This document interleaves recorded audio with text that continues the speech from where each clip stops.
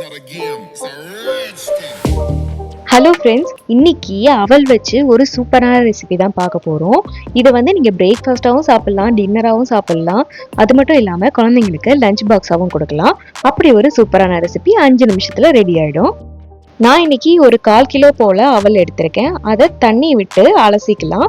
நீங்கள் ஊற வைக்கலாம் தேவையில்லை. ஒரு 2 டைம் மட்டும் இப்படி தண்ணி விட்டு அலசிட்டு இதை தண்ணியை வடிகட்டிட்டு அப்படியே வச்சுருங்க. நல்லா ஃப்ளாட்டாக இருக்கிற அந்த ரைஸ் நல்லா பஃபியாக சூப்பராக வந்துடும். ஃபஸ்ட்டு ஒரு கடாய் எடுத்துக்கோங்க. அதில் 2லேருந்து 3 டேபிள் ஸ்பூன் அளவு எண்ணெய் ஆட் பண்ணிக்கலாம். இல்லை நெய் வேணுன்னா நெய் கூட ஆட் பண்ணிக்கலாம். இது சூடானதுக்கு அப்புறமா இதில் நட்ஸ் சேர்க்க போகிறோம். நான் வந்து இன்னைக்கு வேர்க்கடலையும் முந்திரியும் சேர்க்குறேன். முந்திரி வந்து ஒரு 10 முந்திரி எடுத்திருக்கேன். வேர்க்கடலை வந்து ஒரு 25 கிராம் அளவு இருக்கும். இதை நல்லா வறுத்துட்டு இதை எடுத்து தனியாக வச்சுடுங்க.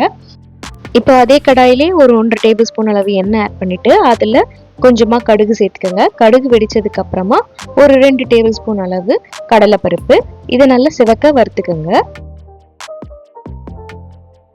கடலைப்பருப்பு வறுப்பட்டதுக்கு அப்புறமா இதில் வந்து சின்ன சின்னதாக கட் பண்ணி வச்சிருக்கிற வெங்காயம், அப்புறம் ஒரு துண்டு அளவு இஞ்சியையும் குட்டி குட்டியாக கட் பண்ணி வச்சிருக்கேன் அது, அப்புறம் 2 பச்சை மிளகா, அப்புறம் கொஞ்சமாக கருவேப்பிலை இல்லை, இது எல்லாத்தையும் சேர்த்து நல்லா வதக்கி விட்டுக்கோங்க. இந்த வெங்காயத்தோட நிறம் மாற வரைக்கும் வதக்கிக்கோங்க. இது வரைக்கும் நம்ம சேனலை சப்ஸ்கிரைப் பண்ணாமல் பார்த்துட்டு இருக்கவங்க மறக்காமல் சப்ஸ்கிரைப் பண்ணிடுங்க. பக்கத்தில் இருக்க பெல் ஐக்கானையும் கிளிக் பண்ணிடுங்க. வெங்காயம் வதங்கினதுக்கு அப்புறமா இதில் ஒரு 1/2 டீஸ்பூன் அளவு மஞ்சள் தூள், கூடவே காரத்துக்காக ஒரு 1/4 டீஸ்பூன் அளவு மிளகாய் தூள். நம்ம ஏற்கனவே மிளகாய் போட்டிருக்கோம், அதனால லைட்டாக மட்டும் மிளகாய் தூள் போட்டால் போதும். இந்த டிஷ்ஷுக்கு தேவையான அளவு உப்பு, இது எல்லாத்தையும் சேர்த்து நல்லா வதக்கி விட்டுடலாம். இந்த பொடியோட பச்சை வாசனை போகணும். அவலில் வந்து நிறைய ஃபைபர் கண்டென்ட் இருக்கிறதுனால நீங்கள் வந்து இதை ஒரு வெயிட் லாஸ் ரெசிபியாகவும் சாப்பிட்லாம். பிரேக்ஃபாஸ்ட் ஆர் டின்னர் எப்படி வேணாலும் சாப்பிட்லாம். ஈஸியாக வந்து உங்களுக்கு டைஜஸ்ட் ஆகிடும். இதில் கொஞ்சமாக பெருங்காயத்தூள் சேர்த்துட்டு நம்ம எடுத்து வச்சிருக்கிற அவல் இருக்கு இல்லையா, அதை இதில் சேர்த்துட்டு ஃபுல்லாக நல்லா மிக்ஸ் ஆகிற மாதிரி கலந்து விட்டுக்கணும்.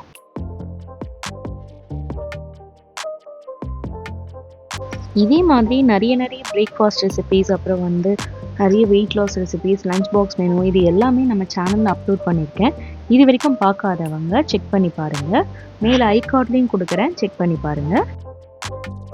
கடைசியாக ஒரு 1/2 டீஸ்பூன் அளவு லெமன் ஜூஸ் சேர்த்துட்டு நம்ம வறுத்து வச்சுருக்கிற வேர்க்கடலை, முந்திரி இதெல்லாம் சேர்த்து கொத்தமல்லி இலை தூவி இறக்கிட வேண்டியதுதான். சூப்பரான ஈஸியான அவல் ரெசிபி நமக்கு ரெடி ஆயிடுச்சு. ஓகே ஃப்ரெண்ட்ஸ், உங்களுக்கு இந்த வீடியோ பிடிச்சிருந்துச்சு அப்படின்னா மறக்காமல் ஒரு லைக் கொடுங்க.